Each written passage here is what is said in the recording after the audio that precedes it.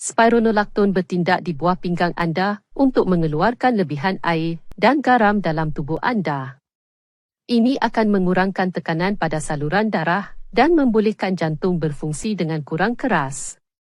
Ia juga digunakan untuk mengurangkan jumlah air yang berada dalam paru-paru sebagai hasil daripada kegagalan jantung.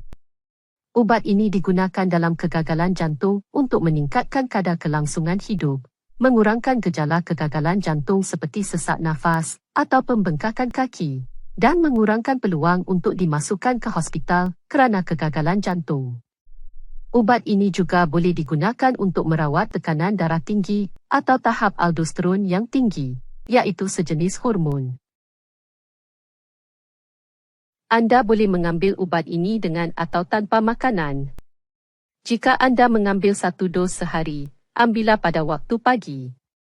Jika anda mengambil ubat 2 kali sehari, ambil dos kedua sebelum pukul 6 petang supaya anda tidak perlu terjaga kerap di waktu malam untuk buang air kecil. Beberapa kesan sampingan biasa mungkin termasuk: perlu membuang air kecil lebih kerap.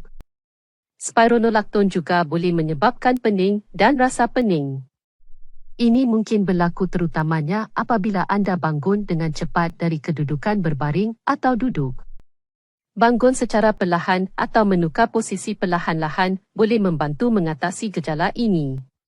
Berehat dengan duduk atau berbaring jika anda berasa pening.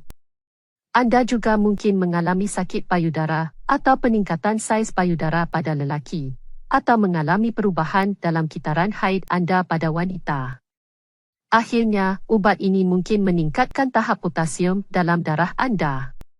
Doktor anda mungkin akan memantau tahap potasium dan fungsi ginjal anda secara berkala apabila anda mengambil ubat ini.